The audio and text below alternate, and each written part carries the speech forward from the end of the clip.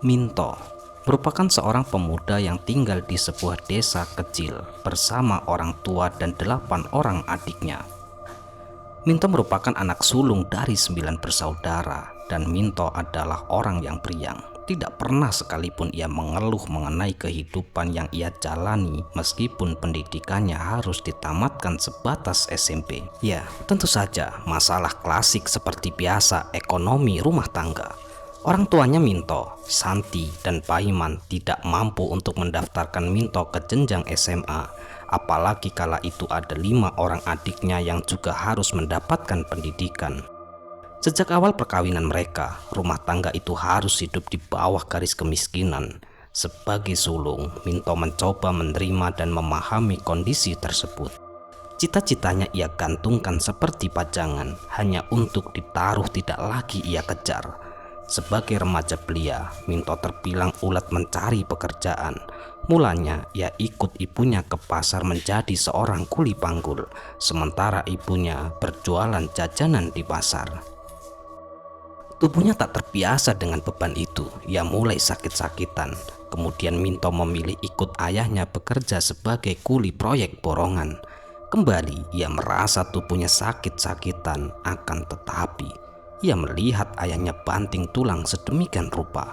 Minto bersikeras tak ingin menjadi seorang anak yang manja dan tetap meneruskan pekerjaannya. Selama bekerja, gajinya yang tak seberapa itu, akan tetapi Minto bermurah hati untuk menanggung uang saku adik-adiknya, memberikan sedikit kepada ibunya, dan bila berkunjung ke rumah neneknya di dusun sebelah, ia selalu memberikan neneknya itu sedikit uang. Minto tidak pernah mengeluh, ia ikhlas dan mulai menyukai pekerjaannya sebagai seorang kuli. Pagi itu, selepas waktu subuh, Minto mengayuh sepeda ontelnya menuju rumah sang nenek. Hari itu merupakan hari Minggu yang mana Minto libur bekerja. Sepanjang perjalanan ia banyak berjumpa dengan petani dan warga desa. Minto pun tak lupa menyapa mereka dengan sangat ramah. "Mau ke sawah, Bude?" sapa Minto pada gerombolan wanita buruh tani itu. "Iya, Le. Kamu mau kemana pagi-pagi begini sudah pergi?" balas mereka dengan tersenyum. "Mau ke tempat nenek, Bude. Monggo." Minto kembali mengayuh pedal sepedanya. Sekelompok wanita itu pun membalas Minto dan memandangi Minto hingga berlalu. "Jan, anaknya Santi itu loh yang sulung. Bagus banget kelakuannya yo," ucap salah satu di antara mereka. "Santi sopo sih yuk?" "Itu loh anaknya Mbok Kam yang rumahnya di dusun sebelah, pinggir desa. Jadi ya wajar banyak yang nggak tahu," jawab wanita yang lain. Kemudian mereka melanjutkan perjalanan menuju ke sawah. Sementara itu, Minto telah sampai ke rumah neneknya yang bernama Mbok Kam. Lalu ia menaruh sepeda ontelnya di pelataran dan rupanya kala itu Mbok Kam sedang menyapu di pekarangan yang luas itu. Ia tersenyum ke arah cucu kesayangannya. "Tumben, Le, pagi-pagi udah ke tempat Mbok." "Iya, Mbok, sekalian sepedahan mumpung libur kerja," jawab Minto seraya duduk di kursi panjang tanpa sandaran di bawah pohon jambu biji. "Kamu masih kerja ikut bapakmu nguli, Le?" tanya Mbok Kam sembari berhenti menyapu halaman rumahnya itu. "Iya, Mbok. Emangnya mau kerja apa lagi toh, Mbok? Bisaku loh hanya itu. Yang penting adik-adik bisa sekolah dan ibu bisa masak." Mbok Kam lalu menaruh sapu lidinya dan menyusul Minto duduk di elusnya kepala cucu kesayangannya itu. "Kita itu orang gak punya, Le. Tetap disyukuri saja hidup ini. Si Mbok memiliki 7 orang anak. Rasanya hidup itu sudah pontang-panting. Iyalah, malah ibumu sekarang juga punya anak 7. Kenapa toh ibumu itu tidak melihat si Mbok ini?" Ya, di tahun itu Santi dan Paiman baru memiliki 7 orang anak. Hal yang disayangkan karena mereka beranggapan bahwa banyak anak banyak rezeki. Toh kenyataannya rezeki mereka dirasa makin seret dan utang bikin kepala mumet. "Aku tidak tahu, Mbok. Semoga aku bisa merubah kondisi keluargaku ya, Mbok." "Oh iya, Mbok, ini ada sedikit rezeki. Aku ada sedikit uang untuk beli kopi ya, Mbok," ucap Minto seraya mengulurkan uang ke genggaman neneknya. "Lah kok malah ngasih si Mbok lagi toh, Lele?" Sudah, buat pegangan kamu saja. Loh yuk biarin Tombok, buat beli kopi, kan kalau aku kesini sukanya kopi. Ya sudah, ini Simbok Trimo yo. Sana mandi dulu biar seger, nanti biar Budelam buatkan kopi. Minto pun hanya mengangguk lalu bergegas menuju ke Kiwan. Ya, Kiwan merupakan sebutan untuk kamar mandi yang masih menggunakan jambangan dan hanya dikelilingi oleh anyaman bambu sebagai biliknya. Minto kembali ke pelataran sembari mengenakan kaosnya. Tubuh yang masih setengah basah dan air yang mengalir dari rambutnya benar-benar menjadi pemandangan indah pagi itu. Beruntungnya tidak ada anak dara di dekat situ. Nah, kalau sudah mandi kan seger toh. Ini kopinya Le. Dan ini Bude belikan serabi buat sarapan buat kamu. Budelam menimpali ucapan mereka sembari mengulurkan nampan berisi secangkir kopi dan semangkuk serabi kuah santan kepada Minto. Kemudian keempat orang itu saling bercengkrama hangat dihiasi jeritan riang adik-adik sepupu Minto. Minto merasakan hatinya menghangat. Ia dilimpahi kasih sayang dari kerabatnya yang cukup menghibur diri dari kenyataan keluarganya terhimpit ekonomi sulit. Keesokan harinya, setelah Minto pulang bekerja, ia melihat salah seorang tetangganya sedang berjalan menuju ke arah rumahnya. "Min, ibumu di rumah enggak?" Minto yang kala itu sedang duduk melepas rasa lelah pun segera berdiri menghampiri orang itu. Masih jemput adik ngaji, Lek. Bapak juga baru mau mandi tuh." Tetangga itu berdengus. "Bilangin ke ibumu, hutangnya minggu lalu suruh segera dibayar. Anakku juga perlu bayar SPP, Min." Mendengarkan hal itu, hati Minto pun terasa tidak karuan. Meski ia tahu orang tuanya kerap berhutang ke tetangga sekitar, entah itu berupa uang ataupun bahan pangan. Akan tetapi, ia tak pernah melihat ibunya ditagih seperti ini. Santi kala itu baru saja pulang bersama anak keempat dan kelimanya sembari mengoceh tidak jelas. Kalian mulai besok ngajinya di musolanya Lek Kimin saja yang gratis. Sama-sama ngajikan, yang penting bisa baca Arab. Uangnya untuk bayar sekolah daripada bayar ngaji." Kedua anak kecil itu pun menunduk takut. Minto kala itu langsung mengelus kepala kedua adiknya lalu kemudian menyusul ibunya ke arah dapur. "Bu, tadi Lek Yat kesini nagih utang, Bu. Katanya mau dipakai bayar SPP," ucap Minto berhati-hati kepada ibunya. "Dasar orang itu lagi. Kan sudah aku bilangin minggu depan saja kalau bapakmu sudah bayaran. Lah kok gak sabaran begitu sih?" Santi lalu berhenti dari aktivitasnya menyiapkan bahan dagangannya. Maaf Bu, memang utang ibu berapa ke Lek Yat?" Seketika Santi pun langsung berbalik dan berdiri di depan putra sulungnya itu dengan mata melotot. Ia menjawab, "Berapa ataupun berapa itu semua untuk kalian, untuk adik-adikmu juga. Kamu pikir ibu juga mau berhutang ke mereka? Kenapa? Sudah merasa kaya kamu? Kamu punya duit untuk melunasi semua hutang-hutang ibu, Tidak Bu, maaf Bu. Minto hanya ingin membantu sebisa Minto. Aku masih ada sedikit uang kok Bu. Setidaknya utang Lek Yat kan sudah kita lunasi dulu." Minto menanggapi dengan halus. "Uangmu simpan saja Min. Proyek kita tinggal seminggu ini. Setelah itu selesai. Nunggu ada panggilan lagi. Kalau enggak ya kita nganggur." Tiba-tiba saja bapak baru selesai mandi menimpali ucapan Minto. "Apa Pak? Proyek bapak minggu ini selesai. Terus utang-utang itu gimana Pak?" Santi berucap tak percaya menghampiri suaminya. Urat-urat di lehernya bermunculan. Ia kebingungan bagaimana cara menutup hutang-hutangnya sementara suaminya sudah akan menganggur. "Nanti bapak coba buruh tani lagi atau narik becak." Paimin mendesah pelan kemudian meraih cangkir kopi panasnya. "Bolah Pak, pegel aku rip koyong ini terus. Gak tahu aku harus gimana lagi," ucap Santi putus asa seraya meninggalkan anak dan suaminya itu. "Aduh Pak, seharusnya kita tadi tidak memberitahu ibu Pak. Minto besok akan mulai mencari pekerjaan lain lagi Pak." Minto pun duduk di samping bapaknya. Tadi Mandor bilang ke bapak Min, dia itu suka dengan kinerja kamu.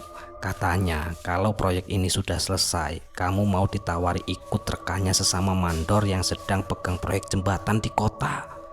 Bayarannya lumayan lebih gede, Min, ucap bapaknya Minto, dan Minto pun kala itu langsung matanya berbinar. Bapak beneran, Pak? Kalau begitu Minto mau, Pak. Izinkan Minto untuk ikut kerja itu ya. Iya, Bapak beneran. Mungkin besok kamu dibilangin sendiri sama Pak Mandor. Keesokan harinya, setelah mendekati jam selesai kerja, saat semua para pekerja sedang bersiap-siap membereskan alat-alat dan juga perkakas sebelum mereka pulang, mandor proyek kala itu terlihat mendekati Minto dan mengajaknya menyingkir dari dekat orang-orang, kemudian memberitahukan kepada Minto terkait apa yang telah dikatakan oleh Paiman. Min, beberapa hari lagi proyek di sini kan sudah selesai. Selama kamu ikut nguli di sini, jujur Min, saya itu senang dengan kinerjamu yang semangat dan cekatan itu. Saya sudah bilang ke bapakmu kemarin kalau saya sudah merekomendasikan kamu untuk ikut teman saya yang megang proyek jembatan. Proyek lebih besar, Min. Dia itu tertarik ketika saya kasih tahu soal kamu. Kamu bisa ikut dia setelah ini, Min. Bagaimana? Kamu mau apa tidak? Minto lalu melepas sarung tangan kumuhnya lalu menjabat tangan sang mandor. Mau, Pak, saya mau, ucapnya dengan antusias. Mandor itu tersenyum cerah lalu menepuk pundak pemuda di hadapannya itu. Dengan hati dan senyum sumringah, Minto kala itu langsung bergegas pulang bersama bapaknya. Di rumah ia segera menyampaikan kabar itu kepada Santi. Mereka sekeluarga sedang makan bersama di ruang keluarga yang merangkap menjadi ruang tamu sekaligus ruang makan. Tidak ada televisi, adik-adiknya harus menumpang ke tetangga apabila ingin menonton TV. Hanya suara radio yang menjadi hiburan keluarga itu. Kerja yang bener, Min. Sekali-kali pulang ke rumah. Dan yang paling penting, kirimannya. Ingat adik-adikmu ini. Begitulah pesan dari ibunya. Dek, doakan kakak yo, biar lancar kerjanya. Nanti kalau kakak punya uang, kalian bisa beli es lilin, ucap Minto seraya memandangi satu persatu adiknya itu. Kelima adiknya mengangguk antusias kecuali adik keenamnya yang masih balita hanya mengoceh riang. Singkatnya, proyek itu telah selesai. Sesuai arahan sang mandor, lusa Minto pun sudah bisa berangkat ke kota untuk mulai bergabung pada proyek jembatan yang baru. Santi membantu menyiapkan barang-barang yang akan Minto bawa, sementara Minto izin ke rumah neneknya untuk berpamitan. Di rumah Mbok Kam, Minto nampak duduk bercengkrama dengan Bude Lam, Lek To, Lek Siti, dan Mbok Kam itu sendiri. Kemudian Mbok Kam pun berkata, "Sing hati-hati, Le. Sholatnya dijaga, jangan sampai ditinggal. Tidak ada sanak saudara di kota, biarlah pangeran yang menjagamu, Le," ucap Mbok Kam sembari matanya berkaca-kaca. "Kalau ada kesempatan libur, pulang saja, Min. Jangan ikutan teman-temanmu yang macem-macem," pesan Leto. Minto kala itu hanya bisa mengangguk menerima semua nasihat dari pamannya dan juga neneknya itu. Kemudian Minto pun berpamitan pulang sekaligus berpamitan berangkat esok hari sembari mencium tangan orang-orang yang ia sayangi itu. Hampir 2 bulan bekerja di proyek itu, Minto telah memiliki banyak teman baru. Dari yang tidak neko-neko hingga yang diam-diam suka mabuk atau menggunakan narkoba. Akan tetapi, sebagaimana pesan keluarganya, Minto menjaga janjinya untuk bekerja dengan benar dan berteman secara wajar. Kepolosan dan kejujuran Minto menjadikan ia sebagai tangan kanan sang mandor meskipun ia hanya kuli bukanlah tukang bangunan. Setiap seminggu sekali, Minto pasti menyempatkan diri untuk pulang ke desa. Awalnya ia pulang dengan menepeng kendaraan pick-up yang melewati desanya. Kemudian Joko, teman dekatnya yang kebetulan desanya melewati desa Minto. Ia berbaik hati mengajak Minto berboncengan dengan menaiki motor Jupiter lawasnya. Sekali waktu jika Joko tidak pulang, ia mengizinkan Minto membawa motornya itu. Kepulangan Minto adalah hal yang dinanti-nantikan oleh adik-adiknya karena sesuai janjinya Minto akan mentraktir es lilin mereka. Santi juga selalu menanti kepulangan Minto sebab uang dari Minto akan ia ambil untuk membayar tagihan hutang para tetangga. Sementara Paiman yang kini hanya menjadi seorang buruh tani dan tukang becak meminta Minto kala itu untuk menggadai motor legenda milik tetangga. Semua itu Minto turuti meski dompetnya akan kosong lagi. Bapakmu dapat warisan sawah 2 petak dari mbahmu. Lumayan, sekarang kita punya garapan, Le. Santi memberitahu kepada Minto jika minggu lalu sebelum orang tua bapaknya meninggal, dia telah membagikan warisan kepada anak-anaknya. Alhamdulillah, yang penting adik-adikku tidak putus sekolah sepertiku ya, Bu. Minto hanya sehari di rumah, kemudian ia kembali lagi ke kota untuk bekerja. Begitu seterusnya hingga berbulan-bulan kemudian proyek itu pun selesai dan Minto pun kala itu diajak oleh sang mandor untuk ikut ke proyek lain. Sehingga Minto pun kala itu mampu membeli motor Karisma bekas.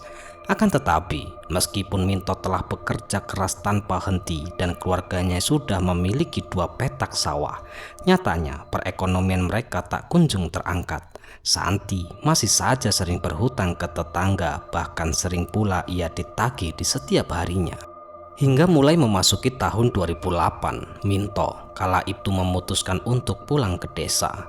Ya, seperti biasanya setelah 2 minggu ini ia tidak pulang, ia pun kembali untuk bertemu keluarga.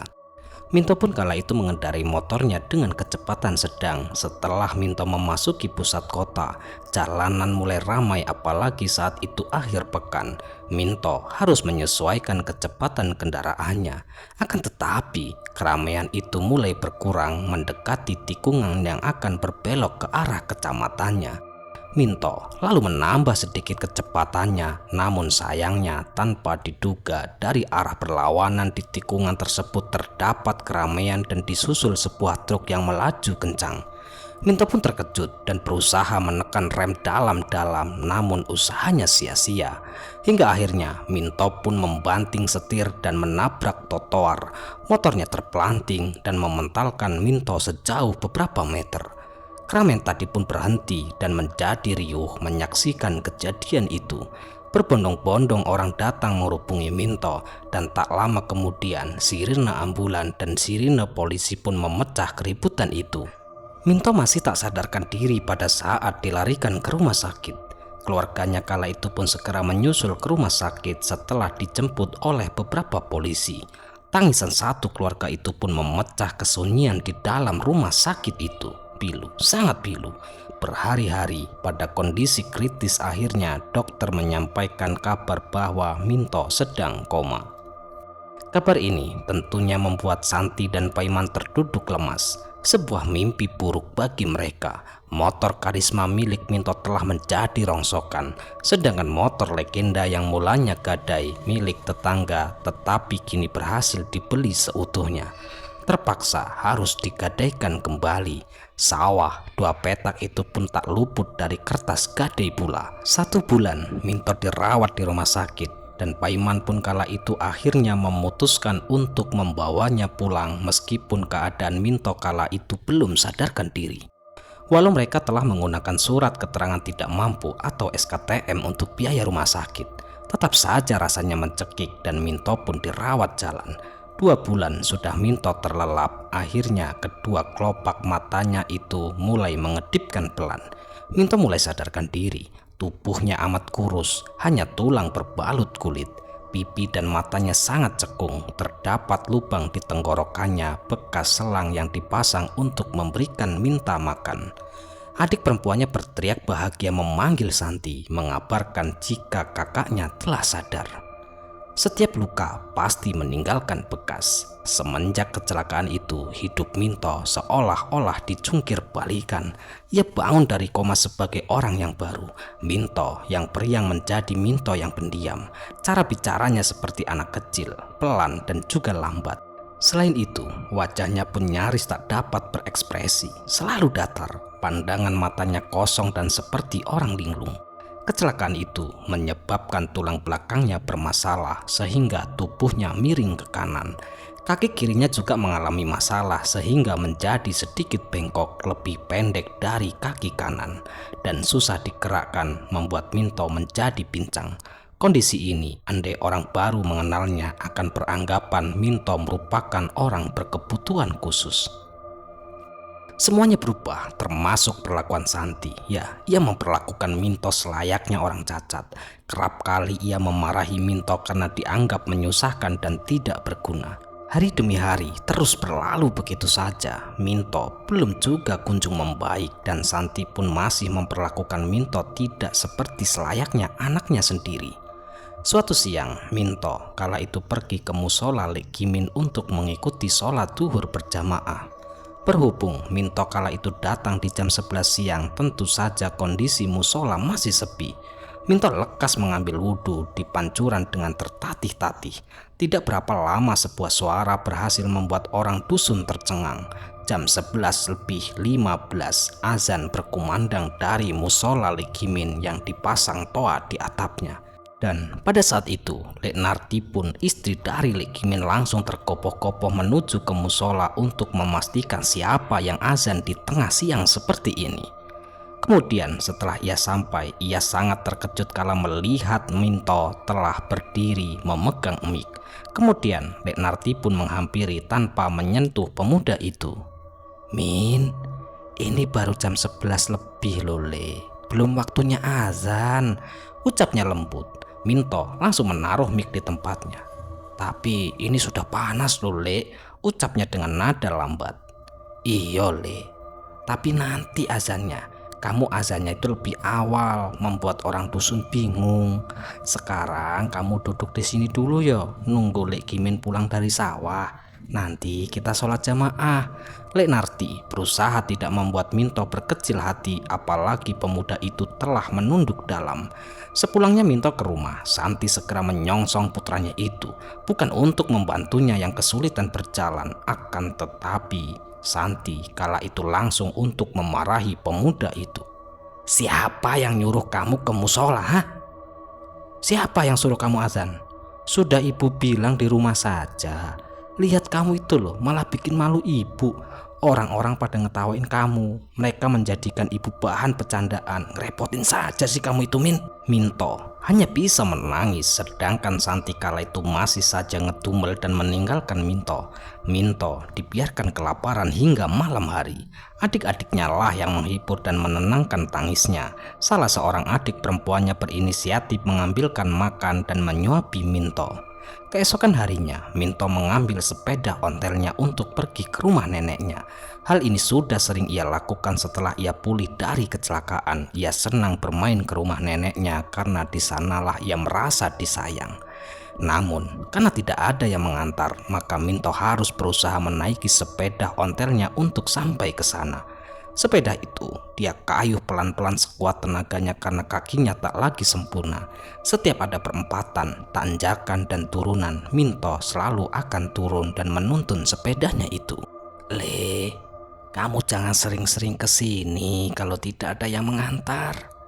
Mbok itu kasihan sama kamu, Le," ucap Mbok Kam begitu Minto tiba di rumahnya dan langsung mengistirahatkan tubuhnya. "Tapi Mbok, aku suka di sini Mbok. Kasihan kamu Le, Budila masih bekerja jadi tidak bisa menjemput kamu. Kamu sudah makan belum?" "Belum Mbok, aku dimarahi ibu. Aku tidak diberi makan sama ibu," raut muka Minto kembali sendu. Nafasnya masih memburuk karena kelelahan.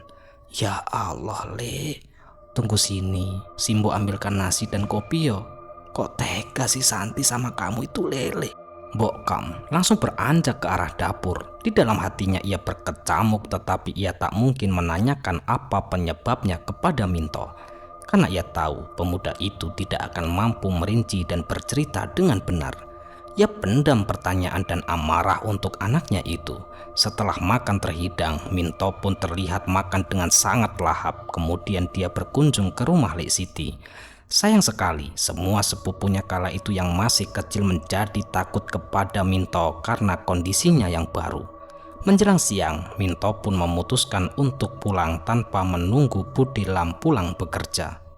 Malam itu, Santi dan juga Paiman terlibat pembicaraan yang sangat serius. "Untuk apa aku itu bohong, Pak?" Santi menghempaskan dirinya ke kasur. Paiman mendesah, diusapnya kasar rambutnya yang perlahan memutih itu. "Bisa-bisanya kamu itu hamil lagi loh. Kamu tahu sendiri toh, Minto kecelakaan. Kita pontang-panting mencari uang. Terus sekarang kamu malah hamil. Uang? Apa untuk biaya persalinan itu nanti ada coba? Anak kita itu sudah 7. Kita tidak sanggup untuk merawat kalau harus ada bayi lagi. Aku tahu. Santi mulai menangis. Lalu mau diapakan anak ini ya? Rupanya Santi kala itu telah mengandung anak yang ke-8. Dia dan Paiman bingung karena sudah tahu tidak mungkin bisa membiayai anak itu. Mereka pun memutuskan untuk merahasiakan kehamilan itu, tetapi semakin besar perut itu, semakin banyak orang yang mengetahuinya. Walah, wong dinggung mangan saiki kangelan dibelani utang.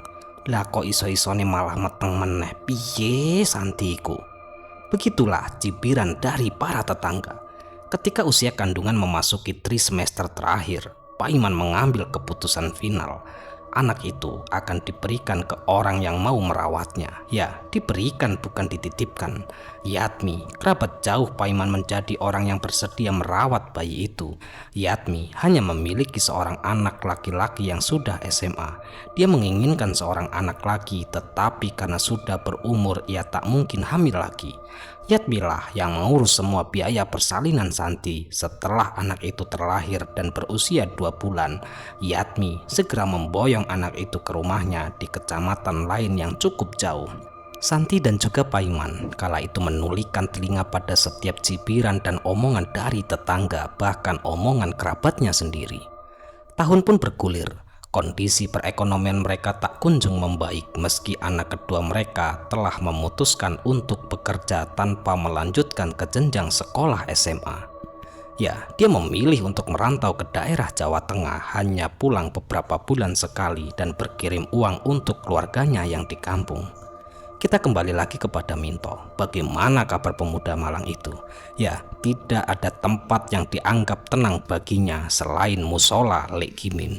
Setiap harinya ia rajin sholat berjamaah dan membantu Lek Narti yang rumahnya di samping musola itu.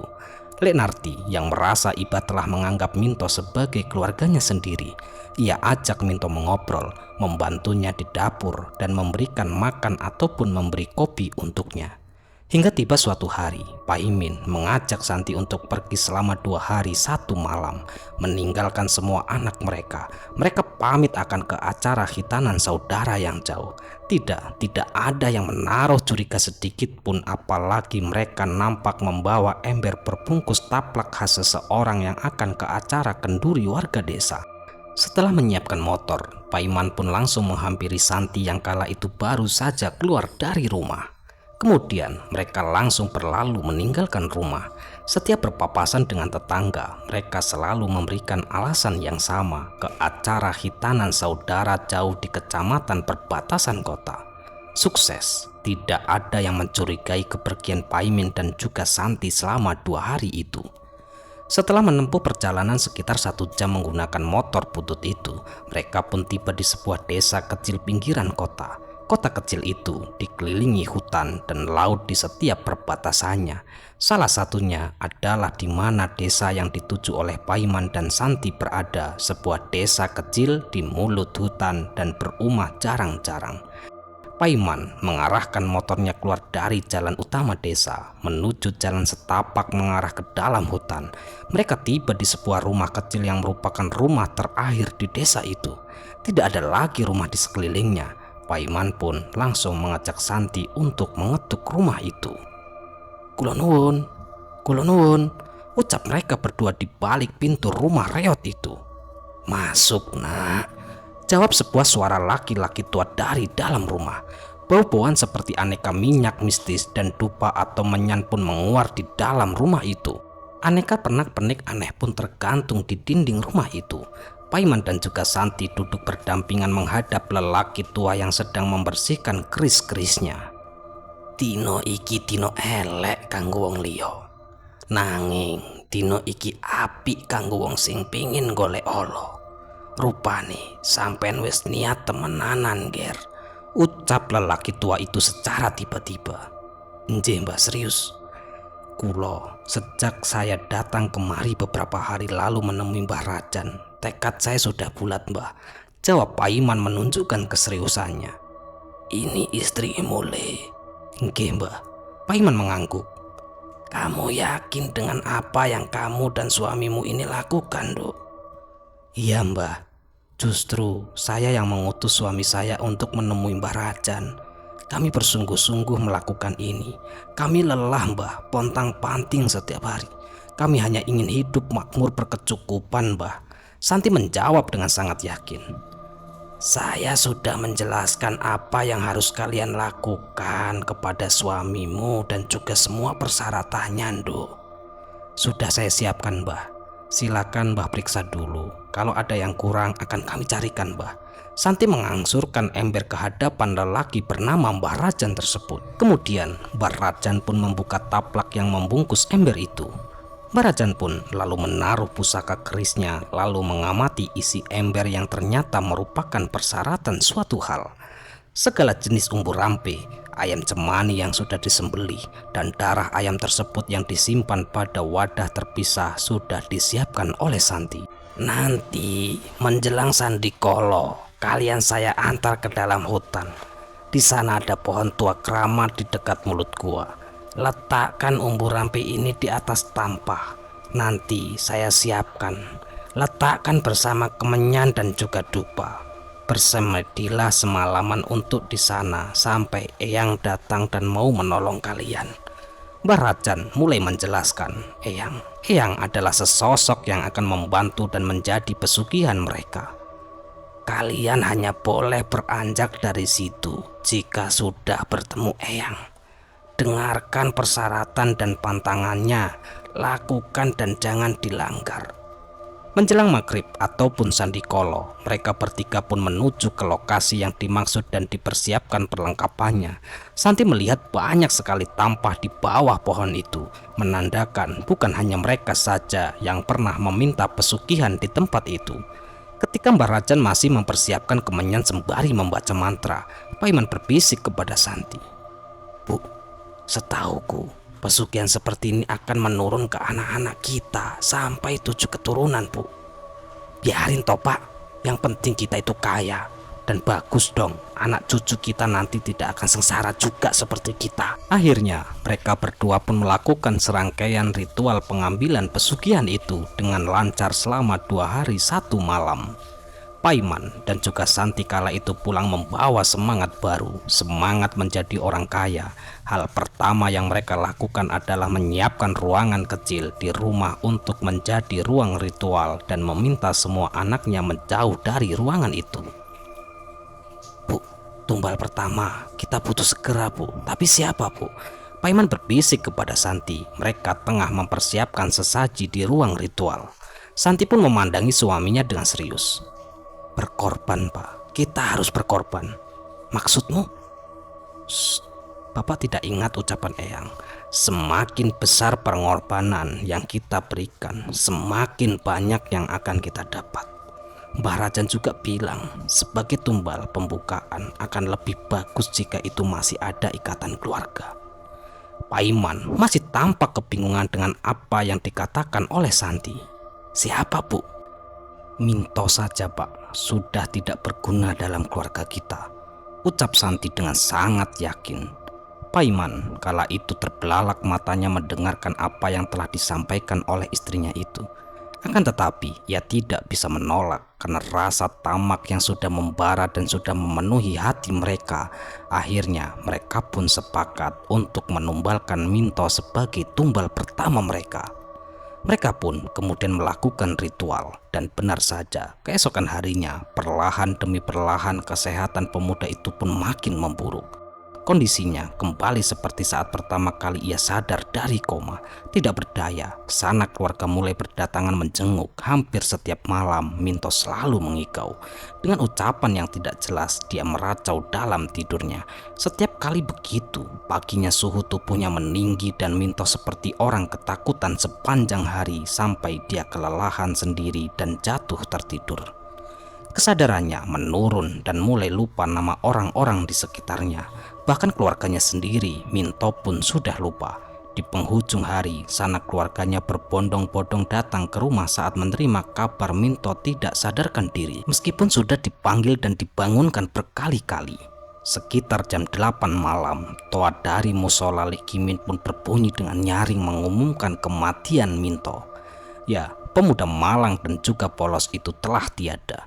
Suasana mengharu biru. Setiap orang yang datang melayat pasti menangis. Mereka menangisi nasib malang pemuda baik hati itu. Pemakaman Minto dilangsungkan malam itu juga karena Santi dan juga Paiman ingin pemakaman tidak ditunda dengan alasan ingin Minto segera beristirahat dengan tenang. Gerimis mengiringi pemakaman Minto. Menjelang tengah malam acara pemakaman selesai, tersisa kerabat dan tetangga terdekat yang membantu mengurus acara di rumah. Budelam, saat itu anak bungsunya masih kecil belum genap berusia 4 tahun, memutuskan untuk segera pulang.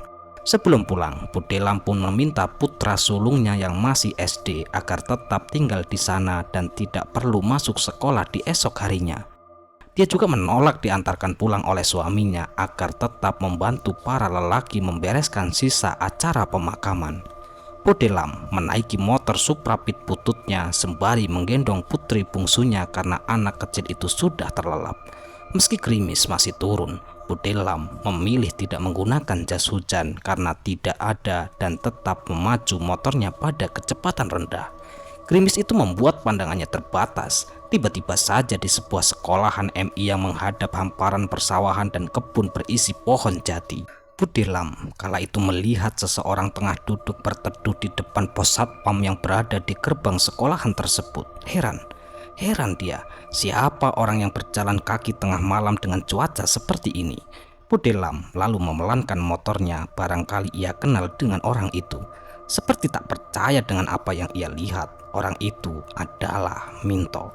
Sosok Minto itu hanya diam tidak berekspresi memandang jauh ke arah depan. Budelam pun seketika mengalihkan pandangannya dari sosok itu dan dengan gemetar kembali memacu motornya lebih cepat. Dia berjalan pulang sembari menangis.